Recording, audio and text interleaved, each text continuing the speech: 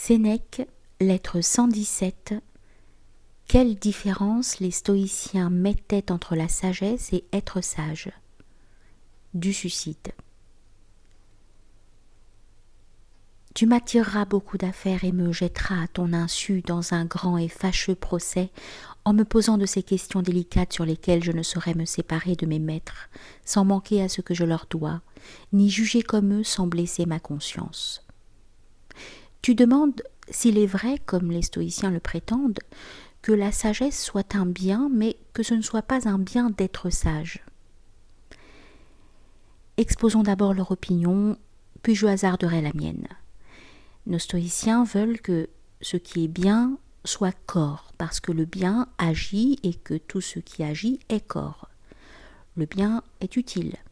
Il faut pour cela qu'il fasse quelque chose et ainsi qu'il soit corps. La sagesse est un bien, disent-ils. De là, ils sont amenés à la dire aussi corporelle.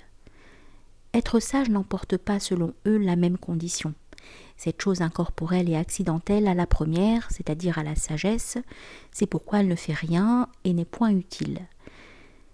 Quoi, s'écrie-t-on, les stoïciens ne disent-ils pas que c'est un bien d'être sage ? Ils le disent, mais en le rapportant à son principe, qui est proprement la sagesse. Écoute ce qu'on leur répond, avant que je fasse scission et que je me range d'un autre parti. À ce compte-là, vivre heureux ne serait pas un bien. Bon gré mal gré, il faut qu'ils disent « la vie heureuse est un bien, vivre heureux n'en est pas un ». Ici encore, on leur fait cette autre objection. Vous voulez être sage ? Il est donc désirable de l'être. Si c'est chose désirable, c'est un bien. Voilà nos gens réduits à torturer les termes, à allonger ce mot expéter d'une syllabe dont notre langue ne souffre pas l'adjonction et que j'ajouterai pourtant si tu le permets. L'expédentum, selon eux, c'est ce qui est bien. L'expétibile, ce qui survient en outre du bien obtenu. On ne le cherche pas comme bien, mais il s'ajoute au bien qu'on recherche. Pour moi, je ne pense pas ainsi. Et je crois que nos stoïciens ne vont aussi loin que parce que leur première proposition les lie, qu'ils ne peuvent plus changer la formule. Nous avons coutume d'accorder beaucoup aux préjugés universels, et ce nous est une preuve de vérité qu'un sentiment soit partagé par tous. L'existence des dieux, par exemple, se déduit, entre autres raisons, de l'opinion qui sur ce point est innée dans tous les esprits, de ce que nulle part, nulle race d'hommes n'est rejetée en dehors de toute loi et de toute morale, jusqu'à ne pas croire à des dieux quelconques. Quand nous dissertons sur l'immortalité des âmes, ce n'est pas une légère autorité à nos yeux que l'accord unanime des hommes à craindre ou à révérer des lieux infernaux. J'invoque de même ici une croyance universelle. Tu ne trouveras personne qui ne pense et que la sagesse est un bien et que c'est un bien d'être sage. Je n'imiterai pas les gladiateurs vaincus qui d'ordinaire font appel au peuple. Je commencerai la lutte avec nos propres armes. Ce qui survient à quelqu'un, se trouve-t-il hors de lui ou en lui ? S'il se trouve en lui, c'est un corps aussi bien que lui, car rien ne peut survenir sans contact. Or ce qui touche est corps. S'il est hors de lui, il s'est éloigné après être survenu. Ce qui s'éloigne a du mouvement. Or ce qui a du mouvement est corps. Tu comptes que je vais dire que même chose est la course et courir, même chose la chaleur et avoir chaud, même chose la lumière et luire. J'accorde que ce sont choses distinctes, mais non de conditions diverses. Si la santé est chose indifférente, ce bien porté ne le sera pas moins. S'il en est de même de la beauté, ce sera aussi chose indifférente que d'être beau. Si la justice est un bien, c'est encore un bien d'être juste. Si une turpitude est un mal, c'en sera un de la commettre, aussi sûrement que si la châssis est un mal, c'est un mal d'être chassieux. Et pour que tu le saches, l'un ne peut être sans l'autre. Qui est sage a la sagesse. Qui a la sagesse est sage.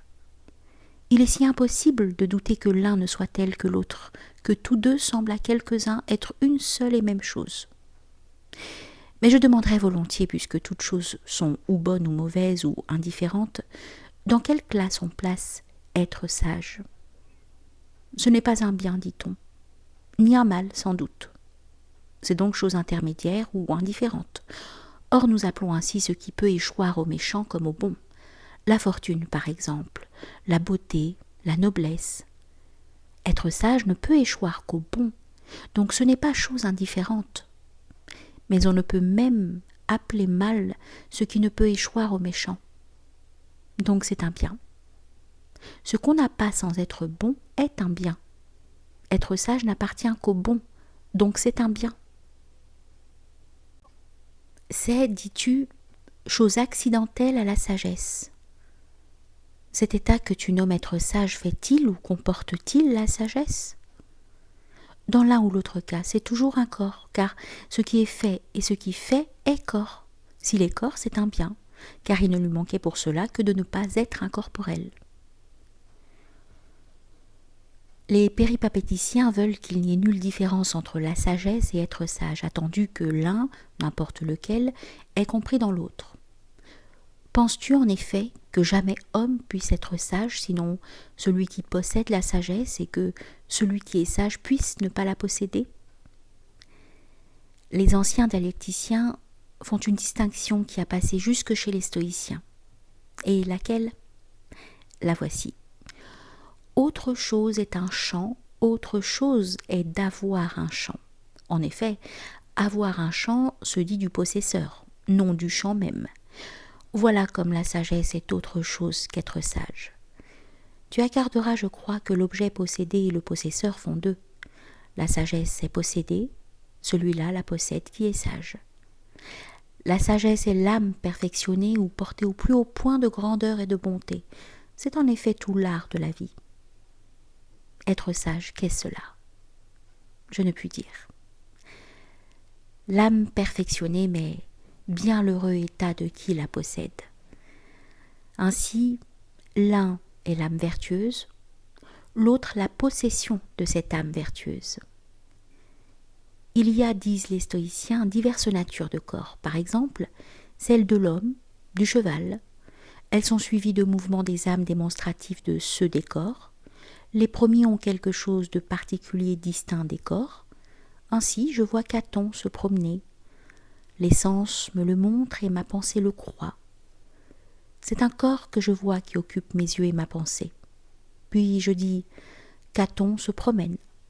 Ce n'est pas d'un corps que je parle, mais j'énonce quelque chose touchant un corps, ce que les uns appellent un prononcé, et les autres un énoncé, d'autres un dire. De même, quand nous nommons la sagesse, nous concevons je ne sais quoi de corporel quand nous disons « il est sage ». Nous parlons d'un corps. Or, il est très différent de nommer une chose ou de parler de cette chose. Croyons un moment que ce soit deux choses, car je n'exprime pas encore mon opinion personnelle. Qui empêche alors que la seconde ne soit autre que la première et néanmoins soit bonne aussi ? Tu disais tout à l'heure, autre chose est un champ, autre chose avoir un champ. Pourquoi non ? Puisqu'autre est la nature du possédant, autre celle de l'objet possédé. Ici est la terre, là est l'homme. Mais dans la question présente, les deux termes sont de même nature, et celui qui possède la sagesse et cette sagesse qui est possédée. De plus, dans l'exemple ci-dessus, ce qui est possédé est autre que celui qui possède. Ici, le même sujet embrasse et la chose et le possesseur. On possède un champ par droit, la sagesse par caractère. Celui-là peut s'aliéner et se transmettre, celui-ci ne quitte point son maître. Il n'y a donc pas lieu de comparer des choses dissemblables. J'avais commencé à dire que ce pouvaient être deux choses et néanmoins bonnes toutes deux. Tout comme sagesse et sage font deux choses, bonnes l'une et l'autre, tu me l'accordes. De même que rien n'empêche que la sagesse soit un bien ainsi que l'homme qui la possède, de même rien n'empêche que la sagesse soit un bien ainsi que la posséder, c'est-à-dire être sage. Si je veux posséder la sagesse, c'est de manière à être sage. Comment ? N'est-ce pas un bien que cette chose sans laquelle l'autre n'est pas ? C'est vous, n'est-ce pas, qui dites que la sagesse, si on la donnait pour n'en pas user, ne devrait pas être acceptée. Qu'est-ce qu'user de la sagesse? C'est être sage. C'est ce qu'elle a de plus précieux. Ôtez-lui cela, elle devient superflue. Si les tortures sont des mots, être torturé est un mal. Cela est si vrai que le premier point sera faux si la conséquence est niable. La sagesse est l'état d'une âme parfaite. Être sage, c'est user de cette âme parfaite. Comment ne serait-ce pas un bien que l'usage d'une chose qui, sans usage, n'est plus un bien? Je te le demande, la sagesse, est-elle désirable? Tu l'avoues. Je te demande ensuite si l'usage de la sagesse est désirable. Tu l'avoues encore. Car tu la refuserais, dis-tu, si l'on te défendait d'en user. Ce qui est désirable est un bien. Être sage, c'est user de la sagesse, comme parler est user de la parole, comme voir est user de la vue. Puis donc qu'être sage, c'est user de la sagesse, que l'usage de la sagesse est désirable. Être sage l'est conséquemment aussi, et s'il l'est, c'est un bien. Il y a longtemps que je me reproche d'imiter les sophistes que j'accuse et de dépenser des phrases sur une chose toute claire. Car à qui peut-il venir en doute que si trop de chaleur est un mal, avoir trop chaud n'en soit un aussi, que si le grand froid est un mal, ce n'en soit un de le ressentir, que si la vie est un bien, ça ne soit un bien de vivre. Toutes ces questions tournent autour de la sagesse, mais n'y entrent point. Or, c'est en elle qu'il faut nous arrêter. Pour qui veut faire quelques excursions, elle a de vastes et immenses problèmes à sonder. Recherchons-y la nature des dieux, les éléments des globes célestes, le cours si varié des étoiles, si nos corps se meuvent au mouvement de celles-ci, si tous les corps et toutes les âmes reçoivent de là leur impulsion, si ce qu'on appelle hasard n'a point sa règle fixe qui l'enchaîne, s'il est vrai que rien n'arrive imprévu ou ne roule en dehors de l'ordre universel. Spéculation qui déjà s'éloigne de la morale et de son but, mais qui délasse l'esprit et l'élève au niveau de leurs sublimes objets. Quant aux arguties dont je t'entretenais tout à l'heure, elles le rétrécissent et le dépriment. Loin de l'aiguiser, comme vous le croyez, elles l'émoussent.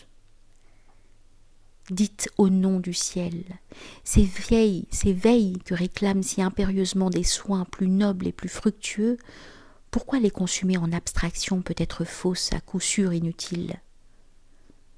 Que m'importera de savoir en quoi la sagesse diffère d'être sage, et s'il est un bien, l'autre non? À tout risque, voici mon vœu. J'encourrai la chance. Que ton lot soit la sagesse, et être sage le mien. Nous serons de pair. Oh, plutôt, montre-moi la voie qui mène à cette sagesse. Dis-moi ce qui est à fuir, à rechercher.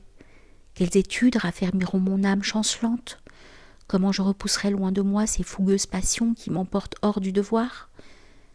Que je sache faire tête au malheur, parer ces atteintes sans nombre, soit qu'elles me viennent surprendre ou que je me sois jeté au-devant.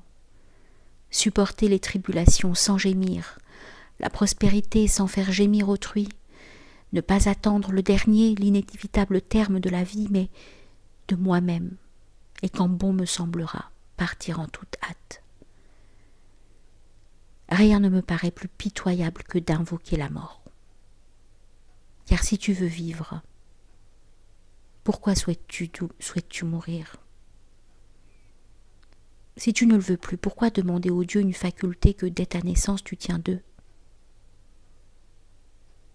Mourir un jour quand tu ne le voudrais pas, voilà ton obligation. Mourir dès que tu le voudras, voilà ton droit. Tu peux te soustraire à l'une, tu peux saisir l'autre. Quel ignoble vœu j'ai lu ces jours-ci au début de l'œuvre d'un homme assurément fort, si je pouvais mourir au plus vite. D'un homme assurément fort dissert. Insensé. Tu désires ce qui t'appartient. Que tu meurs au plus vite. Est-ce que par hasard ces paroles auraient eu l'effet de te vieillir? Sinon, que tardes-tu? Nul ne te retient. Fuis par où tu l'aimeras le mieux. Choisis dans la nature lequel des éléments tu chargeras de t'ouvrir une issue. Les 3 grands principes où ce monde trouve ses moyens d'action, l'eau, la terre, l'air, sont à la fois source de vie et agent de mort. Que tu meurs au plus vite. Mais cet au plus vite, comment l'entends-tu? À quand l'ajournes-tu? Il peut venir plus tôt que tu ne veux. Ton mot est d'un cœur pusillanime. C'est le cri d'un désespoir qui vise à être plein. Qui invoque la mort ne veut pas mourir. Demande au Dieu la vie, la santé. Si tu préfères la mort, elle a cet avantage qu'elle met fin à tous les souhaits. Voilà, cher Lucilius, les sujets à méditer. Voilà ce qui doit nourrir notre âme. Voilà la sagesse. Voilà être sage au lieu de s'épuiser en subtilités creuses sur de vaines et puériles discussions. Le sort t'a mis en face de tant de problèmes. Tu n'as pu encore les résoudre, mais tu chicanes avec des mots. Oh, folie! Quand le signal de combattre est donné, tu t'escrimes contre les vents. Écarte ces fleurets, il te faut des armes de guerre. Dis comment j'empêcherai que ni tristesse ni peur ne troublent mon âme, comment je la purgerai des secrètes convoitises qui lui pèsent. Trouve moyen d'agir. La sagesse est un bien, être sage n'en est pas un, à la bonne heure. Acceptons pour nous la négative, que toute étude pour être sage devienne un objet de risée et passe pour labeur prodigué en pure perte. Que dirais-tu si tu savais qu'on se demande également si la sagesse à venir est un bien? Car peut-on douter, je te prie, que les greniers ne sentent pas le poids de la prochaine moisson, que l'enfance n'éprouve en rien la vigueur ou les développements d'une adolescence qui n'est pas encore? De quel secours est au malade une santé qui viendra plus tard? En quoi l'homme qui court et qui lutte est-il refait par plusieurs mois de repos qui suivront? Qui ne sait que ce qui doit arriver n'est pas un bien, par cela seul qu'il n'est pas arrivé? Le bien est toujours utile. Les choses actuelles seules peuvent l'être. Si une chose ne profite point, elle n'est pas encore un bien. Si elle profite, elle l'est déjà. Un jour, je serai sage. Ce sera un bien quand je le serai, mais ce bien n'est pas encore. Avant tout, il faut qu'une chose soit pour qu'on voie ensuite ce qu'elle est. Comment, je te prie, ce qui n'est rien jusqu'ici serait-il déjà un bien? Et comment te prouverais-je mieux qu'une chose n'est pas qu'en te disant qu'elle sera plus tard? Elle n'est pas venue évidemment, puisqu'elle est en train de venir. Quand le printemps doit suivre, je sais que nous sommes en hiver. L'été est proche, nous ne sommes donc pas en été. Le meilleur argument qu'on ait qu'une chose n'est pas dans le présent, c'est qu'elle est à venir. Je serai sage, je l'espère, mais en attendant, je ne le suis pas. Si je possédais un tel bien, je n'éprouverais pas le mal d'en être privé. Viendra le jour où je serai sage. De là on peut concevoir que jusqu'ici je ne le suis pas. Je ne puis tout ensemble jouir de l'être et souffrir de ne l'être pas. Ces deux contraires ne s'allient point, et le même homme n'est pas à la fois heureux et malheureux. Laissons bien vite ces trop subtiles fadaises et volons sans retard aux doctrines qui peuvent nous porter secours. Le père, qui pour sa fille en travail hâte le pas de la sage-femme avec un inquiet empressement, ne s'amuse pas à lire le programme et l'ordre des jeux publics. Le propriétaire qui court à l'incendie de sa maison ne jette pas les yeux sur une table d'échecs pour voir comment se dégagera la pièce bloquée. Mais toi, ô Dieu, toi à qui de toutes parts arrivent de fâcheuses nouvelles, ta maison en flammes, tes enfants en péril, ta patrie assiégée, tes biens au pillage, que sais-je, naufrages et tremblements de terre et tout ce qu'il est possible de craindre, lorsque tant d'objets se disputent tes soins, tu es tout à de pures récréations d'esprit. Tu vas scrutant quelle différence il y a entre la sagesse et être sage. Tu noues et dénoues des syllogismes lorsque tant d'orages planent sur ta tête. La nature ne nous a point prodigué le temps d'une main si libérale qu'il nous en reste quelque chose à perdre. Et vois combien il en échappe même aux plus ménagés. Nos maladies nous en volent une part, celles de nos proches une autre. Nos affaires indispensables ont la leur, les intérêts publics la leur. Le sommeil nous prend moitié de notre vie. Jour borné, rapide qui nous emporte, que nous revient-il de dissiper presque toutes vos heures si vainement?